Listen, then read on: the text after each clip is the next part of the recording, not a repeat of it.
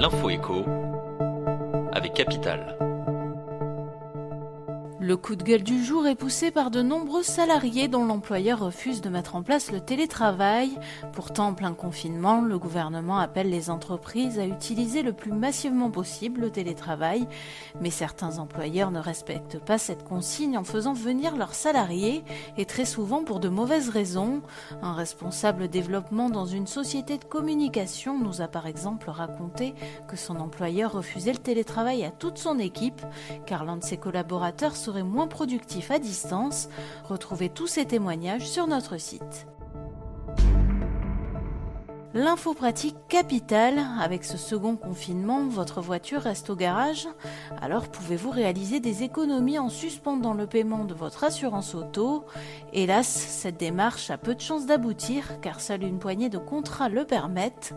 S'il est quasiment impossible de suspendre ces paiements d'assurance, c'est d'abord parce qu'un véhicule immobile n'est pas sans risque. Il peut ainsi toujours être vandalisé ou brûlé à l'arrêt. Néanmoins, il est possible d'abaisser le niveau de garantie. Les économies peuvent alors se chiffrer en centaines d'euros étalés sur quelques années. En revanche, les détenteurs de contrats Pay When You Drive, dont la facture est composée d'une part fixe et d'une part proportionnelle, pourront sûrement y gagner. Le chiffre du jour, 15%, c'est l'augmentation du nombre de consultations menées depuis la rentrée par les conseillers juristes des agences départementales pour l'information sur le logement sur la question des impayés de loyer. Depuis la première phase de confinement, les ADIL recensent en effet tous les appels reçus de ménages en difficulté pour tenter de quantifier le phénomène des impayés locatifs. Résultat, plus 15% de sollicitations en septembre et en octobre par rapport à l'an dernier.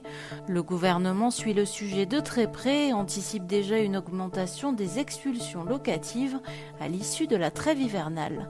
Il a donc renforcé l'aide d'Action Logement au paiement des loyers et a lancé une mission parlementaire pour identifier des mesures à mettre en œuvre pour sécuriser à la fois les locataires endettés et les propriétaires bailleurs. On termine par le coup de pouce du gouvernement aux librairies indépendantes. Les ministres de l'économie Bruno Le Maire et de la culture Roselyne Bachelot ont annoncé ce jeudi que l'État allait prendre en charge les frais d'envoi des livres commandés auprès des librairies indépendantes pendant toute la durée du confinement.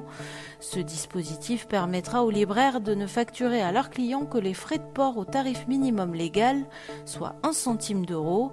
Les librairies concernées répondant aux critères de taille TPE et PME et dont la vente de livres neufs est l'activité principale pourront ainsi déposer des demandes de remboursement.